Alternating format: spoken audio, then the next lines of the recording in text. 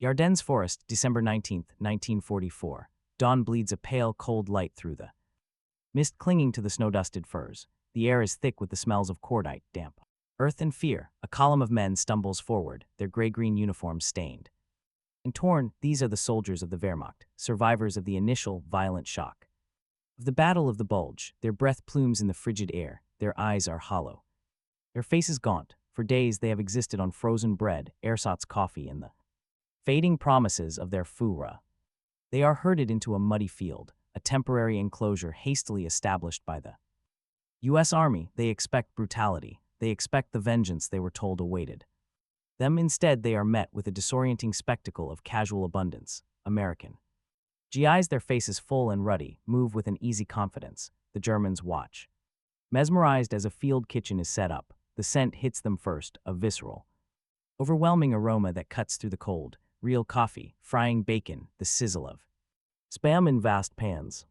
One young German corporal, his hands trembling from cold and exhaustion, is handed a small rectangular box by a bored-looking American MP. It is a U.S. Army K-ration. He stares at it, not comprehending the object, nor the world it represents. This simple box of food about to be opened would become a weapon more devastating than any shell. It was the first crack in the wall of their reality, a silent, undeniable argument that would make them question everything they had ever been told. The stage was set not on a map, but in the stomachs and minds of men. To understand the profound shock of this moment, we must first journey back into the world these German soldiers had left behind. To comprehend the sheer disorientation felt by those German prisoners in the Ardennes, one must first inhabit the psychological and material universe they came from. The Nazi home front of 1944, this was a society built on a foundation of propaganda and managed scarcity, a fortress whose walls were as much ideological as they were physical. By the time of the Normandy invasions, the German populace was entering its fifth year of total war. The concept of the Volksgemeinschaft, the people's community, was the regime's central tenet, a collective sacrifice enforced by the state. This sacrifice was measured in empty shelves and gnawing hunger. The German rationing system, once efficient, was now a complex web of deprivation. The standard weekly ration for a normal consumer in late 1944 was skeletal, perhaps 1,900 calories per day, heavily reliant on bread and potatoes. Meat was a rare luxury, often replaced by worst of dubious content. Coffee was a distant memory, replaced by a bewildering array of ersatz products, roasted barley, chicory, even acorns, all designed to mimic the real thing but only emphasizing its absence. This material scarcity was propped up by a relentless propaganda narrative, orchestrated by Joseph Goebbels' Ministry of Public Enlightenment. The outside world, and particularly the United States, was painted as a decadent, crumbling colossus. Americans were depicted as a mongrel people, weak-willed, incapable of the discipline and sacrifice required for a prolonged war. Their wealth, the radio broadcasts and newsreels claimed, was illusory. Their society riven by racial strife and moral decay. The German soldier was told he fought for a higher purpose, for a 1,000-year Reich that valued spiritual strength over material comfort. His belt was tight because he was lean and hardened. The enemy's supposed abundance was a sign of his softness and inevitable collapse. This narrative was a vital weapon, insulating the populace from the reality of the war and the staggering industrial might they faced. For the common lancer on the front lines, this ideology was tested daily by the deteriorating conditions. His own rations had dwindled. The once reliable supply trains were shattered by Allied air superiority. He shivered in a threadbare greatcoat, his boots soled with compressed cardboard, his stomach a constant, empty companion. He fought not for a world of plenty, but for a world that was rapidly vanishing, sustained only by the belief that his enemy was suffering more. This carefully constructed fortress of the mind, built on empty promises and empty stomachs, was what he carried with him into captivity. It was a fortress uniquely vulnerable to the sight of a full mess tin. The world these prisoners entered, however, was the product of a radically different philosophy, one that viewed war not just as a contest of wills, but as a colossal exercise in logistics and production. The American soldier they faced was the end point of a supply chain that stretched back across the Atlantic, a manifestation of an industrial democracy's full, unleashed potential. While the Third Reich managed scarcity, the United States waged war by unleashing a Flood of production, the American soldier, the GI, was not just a man with a rifle. He was the most logistically supported combatant in the history of warfare, the final link. A global chain of abundance known as the arsenal of democracy. This was not merely a slogan, it was a tangible, overwhelming reality. The philosophical underpinning of this effort was fundamentally different from the Nazi model. The U.S. government and its military leadership, notably General George C. Marshall, operated on a core principle: the morale and effectiveness of the citizen. Soldier were paramount. This meant he must be well-fed, well-equipped, and convinced of the rightness of his cause. There was no virtue in hunger. Logistics was not a secondary concern, it was a primary weapon. The Quartermaster Corps and the Army service forces were given a Herculean task: to project American power across two oceans and sustain it in hostile environments. The solution was standardization and mass production on an unimaginable scale. The statistics still stagger the mind. American factories became assembly lines for victory. In 1943 alone, the U.S. produced more military aircraft than Germany and Japan. Combined, shipyards launched Liberty ships in a matter of days, and this industrial miracle extended directly to the soldier's daily life. The famed C-ration and its predecessor, the K-ration, were not afterthoughts. They were scientifically designed, packaged and distributed by the billions. A single K-ration box, the very one that would so disorient the German corporal, contained a concentrated dose of American capitalism. An efficiency: a canned entree like ham and eggs or beef stew, biscuits, a dairy bar, fruit bar, candy, chewing gum, cigarettes, toilet paper, and a miniature bottle of hot sauce or instant coffee. It was a complete portable meal designed for a man on the move. This logistical river flowed from the heartland of America to the front lines of Europe.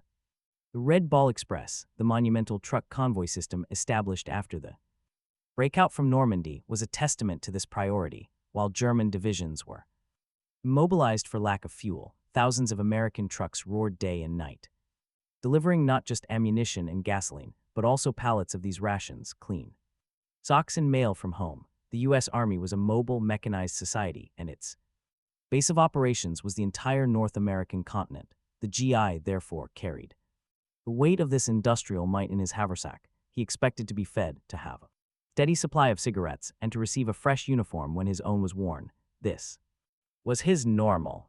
This created a chasm of experience that no Nazi propaganda could bridge. The German soldier was told he was fighting a weak, decadent enemy, yet the evidence before him was a fighting man who was better fed, better clothed, and better supplied than he had ever been, even in peacetime. The luxury of the U.S. rations was not just about the food.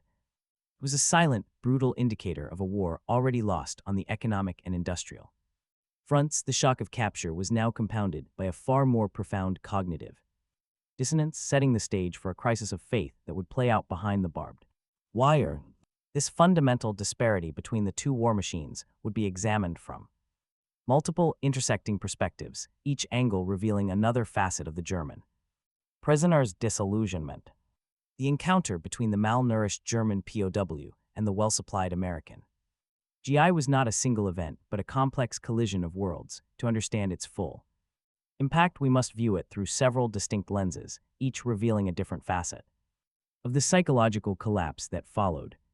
By the autumn of 1944, the German infantryman, the Lancer, was a ghost of the triumphant conqueror who had marched across Europe in 1940, years of brutal combat.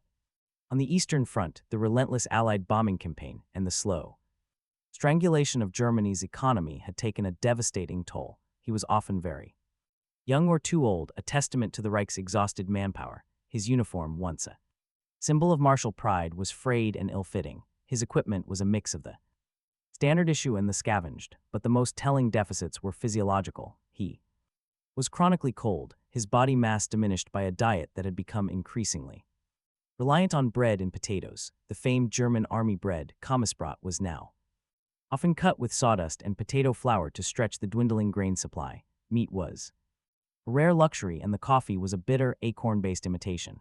This constant state of caloric deficit bred a deep, pervasive fatigue that no amount of willpower could overcome. He fought not with the energy of the fanatic, but with the grim endurance of the exhausted. When he was captured, his body was already a testament to a failing system of physical reality that made the propaganda of strength and sacrifice ring Hollow.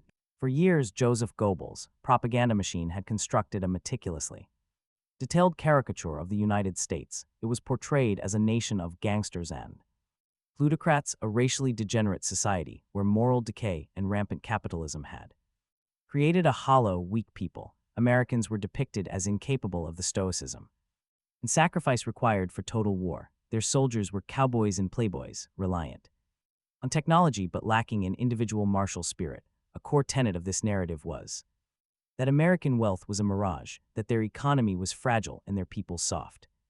A German soldier was told that a few hard blows would cause the entire edifice to crumble. This narrative was a psychological fortress designed to insulate the Lancer from the material disadvantages he faced. It allowed him to interpret his own hunger as a sign of superior fortitude and the enemy's initial setbacks as proof of their inherent weakness. The entire ideological justification for his sacrifice rested on the belief that his cause was spiritually pure and therefore stronger than the materially corrupt West. This wall of lies was his first line of defense, a defense that was about to be shattered by something as simple as a can of fruit. The chasm between the two armies was not an accident, it was a matter of doctrine.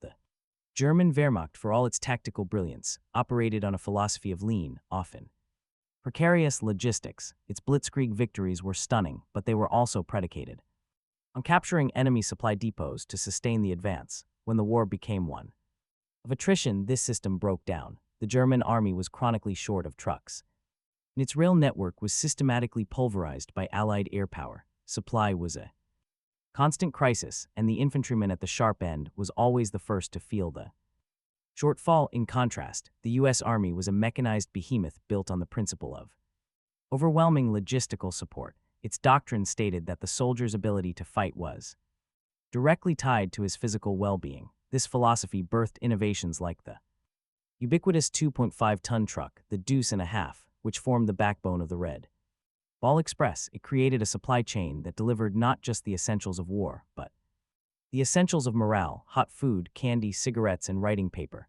This was not indulgence, it was a calculated recognition that a well-fed, confident soldier is a more effective and resilient fighter. The German POW, seeing this system in action, witnessed a form of warfare his own command could not even conceive of, let alone execute. These initial angles, the physical, the ideological, and the doctrinal, set the conditions for the shock, but the depth of the disillusionment would be plumbed by further, more profound realizations about the nature of the enemy they faced. The initial shock of American abundance was only the beginning, as the German POWs moved from the front lines into the vast network of stateside camps. Their observations deepened, shifting from the immediate to the systemic. They began to see the machinery behind the meal, and in doing so, they uncovered the true scale of their nation's defeat. The luxury of the rations was merely the most personal symptom of a vast, unbridgeable technological gap. The German soldier was an expert in the tools of war, and he recognized quality. He saw that the American's rifle, the M1 Garand, was a semi-automatic marvel that could fire 8 rounds as fast as he could pull the trigger, while his own Mauser Karabiner 98K was a bolt-action relic of a previous war. He saw the ubiquity of Thompson and grease gun submachine guns, the devastating volume of fire from Browning automatic rifles, and the sheer number of tanks and trucks that seemed to have no end. But this industrial might was most telling in the small things: the pristine condition of American boots made of thick, durable leather, the high quality wool of their uniforms, the fact that every GI seemed to have a wristwatch, a Zippo lighter, and a near-infinite supply of cigarettes and candy. These were not just comforts. They were the fingerprints of a production system operating at a level the Third Reich could not match. Germany produced exquisite, over-engineered weapons like the Tiger tank, but in tiny numbers. America produced robust, effective equipment in stupefying volumes. The POW, holding a can of Spam, understood that it came from the same system that produced the P-47 Thunderbolt flying overhead. It was a system that could simultaneously provision an army and dominate the skies, a holistic power that reduced the Nazi war economy, for all its forced labor and desperation, to a provincial workshop. This cascade of evidence, the full stomach, the superior equipment, the endless convoys, culminated in the most painful realization of all: the betrayal by their own leadership. The Nazi regime had demanded absolute sacrifice. It had sent them to fight and die for the Volksgemeinschaft, a community where all shared equally in the hardship. They had endured the bombings, the hunger, and the loss of comrades based on the promise that their suffering was necessary, that their enemies suffered more, and that their Führer was leading them to an inevitable, righteous victory, the American. Rations were not just food, they were evidence of a catastrophic lie. If the enemy was so weak and decadent, why were they so well fed? If the Reich was so strong, why were its soldiers starving? The very foundation of their loyalty, the belief in the truthfulness and competence of their leaders crumbled. The ideological edifice of Nazism, built on a cult of sacrifice and national superiority, could not withstand the simple, undeniable truth of a chocolate bar or a cup of real coffee. For many, this was not an intellectual exercise, it was a visceral, personal feeling of having been deceived, of having their honor and sacrifice exploited by a regime that had, in the end, failed to provide them with the most basic necessities to fight. The enemy they had been taught to despise was now feeding them while their own leaders had left them to starve. This profound sense of betrayal, born from the contrast between Nazi myth and American material reality, created a psychological tipping point. The captured soldiers' mind was now a battleground, and the internal conflict was about to reach its climax. Not in a flash of explosions, but in the slow, steady erosion of a cause. This internal collapse set the stage for the decisive, psychological turning point of their experience. Shall I begin writing the climax, focusing on the moment everything changed for the German POW?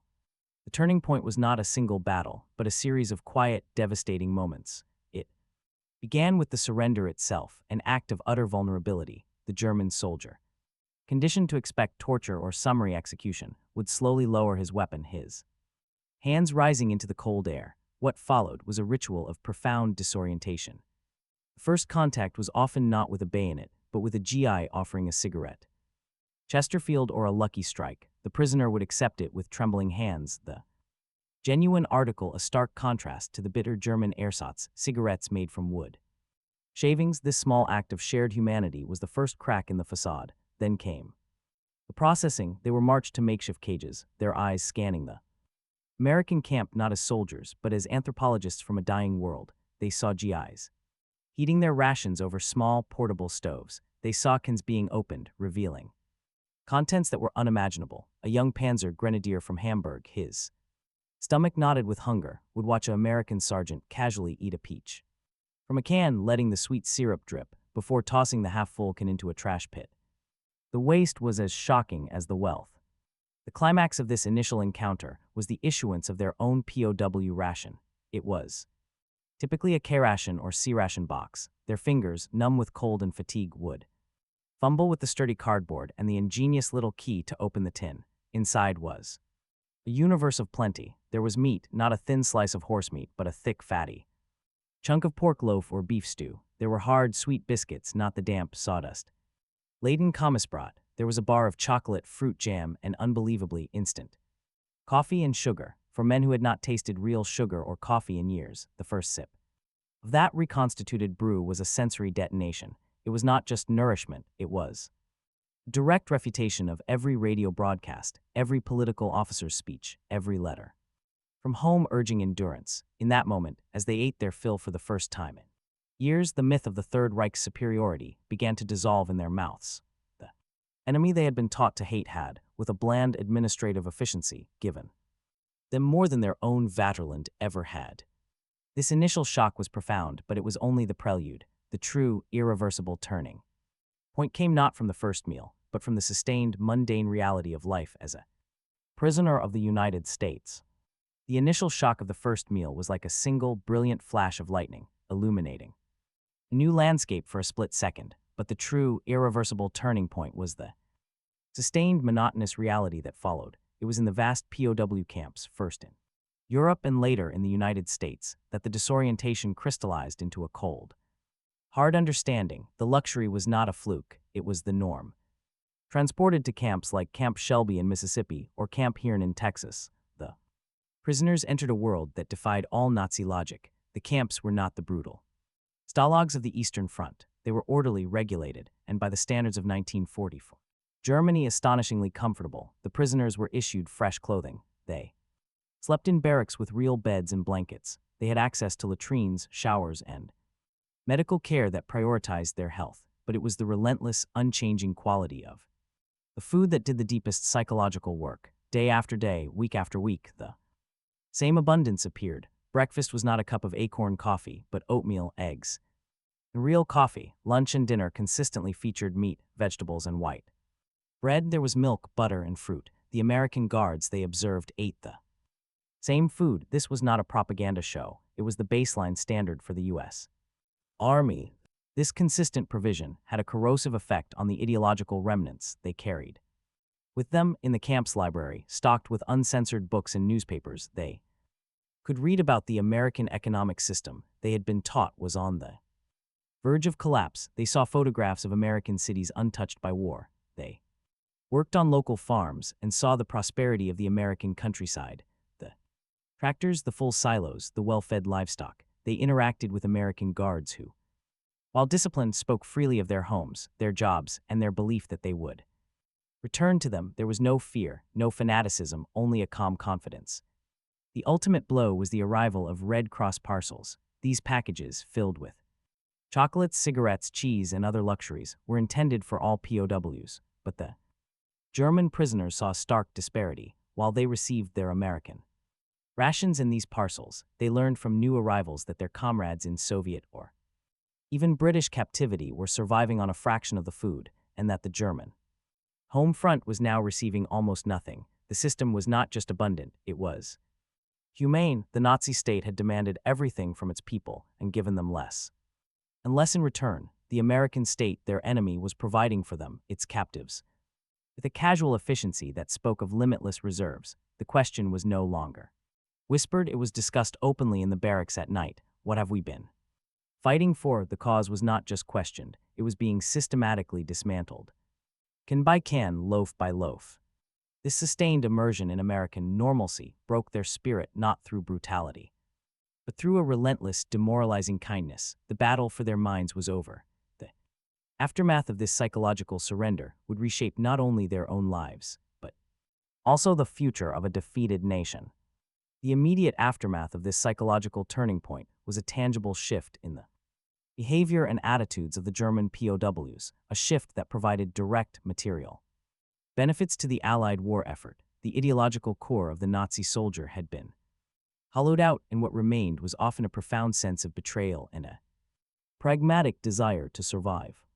Inside the camps, the rigid, fear-based discipline that had characterized the Wehrmacht began to dissolve. Hardened Nazi loyalists, the so-called hardcores, found their influence waning. They could no longer effectively threaten those who had seen the truth with their own eyes. The arguments of the Führerprinzip and racial superiority rang hollow to men who were now well fed by their supposed racial inferiors. Acts of defiance, once unthinkable, became more common. Prisoners began to openly question the war and the regime. A U.S. camp intelligence officer at Camp Hearn noted that the most potent tool for denazification was not the re-education lecture, but the camp's own canteen and the consistent quality of the meals. This collapse in morale created an intelligence bonanza for the Allies. German prisoners, particularly after being processed and shipped to the relative comfort of stateside camps, became remarkably talkative. They were no longer defending a cause they believed in. They were often angry and disillusioned. American and British interrogators found that they did not need to employ harsh tactics. Instead, they would create a relaxed atmosphere, offer good food and cigarettes, and simply listen. Prisoners, eager to distance themselves from the regime that had betrayed them, provided detailed information on unit dispositions, technical specifications of new weapons like the Me-262 jet fighter and the V-2 rocket, the morale of troops still fighting, and the devastating impact of the Allied strategic bombing campaign on German industry and civilian life. This flood of information, known as the debriefing harvest, was of incalculable value, allowing Allied intelligence to build an exceptionally accurate picture of the crumbling Third Reich from the inside out. The testimonies of these prisoners, recorded in countless debriefing reports and post-war interviews, form a consistent narrative. They speak less of military defeat and more of a personal, moral awakening. One former lieutenant of the 2nd Panzer Division later stated, "When I saw that my captors had chocolate and that my own family in Cologne had not seen a real egg in 2 years, I knew it was not just a battle we had lost. We had been lied to about the very nature of the world." This was the true victory won by the American ration. It had turned captured soldiers into unwilling witnesses for the prosecution against the Nazi state. This internal collapse among the POWs was a microcosm of the larger strategic reality. Unfolding in Europe, the material disparity they witnessed was a symptom of a war already decided in the factories and fields of the United States. The consequences of the shock of plenty extended far beyond the war's end and the barbed wire of the POW camps. It planted psychological seeds that would directly influence the post-war reconstruction of Germany and the geopolitical landscape of the Cold War. The experience of nearly 400,000 German POWs in the United States created a massive cohort of witnesses to American abundance and, more importantly, to American conduct. When these men began to be repatriated in 1946 and 1947, they returned to a homeland that was a landscape of utter ruin. Germany in 1946 was a nation of rubble, hunger and despair. The cities were shattered, the economy had ceased to exist, and the population survived on a near-starvation diet provided by the occupying powers. In this context, the returning POWs were not just soldiers coming home. They were messengers from a different world. They spoke of a land untouched by war, of cities with bright lights, and of a people who lived in a state of prosperity that was unimaginable to those who had endured the collapse of the Reich. Their stories were often met with disbelief. How could the enemy, the decadent Americans they had been taught to hate, possess such wealth and power? But the returning men were living proof. They were healthier and better nourished than the civilians they returned to. They had seen the system that produced this wealth, and they understood that the Nazi narrative had been a complete fabrication. This made Chinese letter allies of the Western occupying powers, particularly the Americans, during the critical early phase of denazification and reconstruction. They were predisposed to view the Marshall Plan not as an imposition, but as a genuine lifeline. Their first-hand accounts lent credibility to the new democratic ideals being promoted by the West. They had experienced a form of denazification by reality that was often more effective than any formal program. This had a profound strategic impact on the nascent Cold War. As the Soviet Union emerged as the new adversary, the western zones of Germany, which would become the Federal Republic of Germany, needed to be integrated as a stable, democratic ally. The returning POWs formed a crucial block of public opinion that was skeptical of Soviet promises and leaned towards the Western model. They had seen what American capitalism could produce, and they had been treated with a humanity that stood in stark contrast to the brutal reputation of the Red Army. Their collective memory became a foundational pillar of the pro-Western orientation of West Germany. The luxury of the U.S. rations, therefore, was an unexpected but potent weapon in the early ideological battles of the Cold War, helping to secure a key European nation within the American sphere of influence. The journey that began with a single K-ration box in a muddy field in France ultimately contributed to the spiritual and political reorientation of a nation. It demonstrated that most enduring victories are sometimes won not by destroying an enemy, but by revealing a truth so fundamental it forces them to rebuild themselves. The story of the German POW and the American ration is more than a curious footnote to the vast, violent narrative of the Second World War. It is a profound lesson in the true nature of power. For centuries, military strength was measured in the caliber of guns, the thickness of armor, and the courage of soldiers. The Second World War added a new, decisive metric: logistical depth and industrial capacity. But this story reveals something even more fundamental. It demonstrates that a nation's character is reflected not only in the weapons it builds, but in the care it provides, both for its own citizens and, tellingly, for its defeated enemies. The Nazi regime was built on a philosophy of racial supremacy and total war, a system that ultimately consumed its own people in its desperate, destructive fervor. Its final act was to demand the sacrifice of a generation for a cause that was, at its core, a lie. The empty stomach of the Lancer was the ultimate symbol of that failure. In stark contrast, the American system, for all its imperfections, projected a power rooted in its capacity to create and to sustain. The full mess tin of the GI and the identical one given to his prisoner was a symbol of a society that could wage war without completely abandoning its humanity. It was a quiet, undeniable argument for the strength of a free, productive people.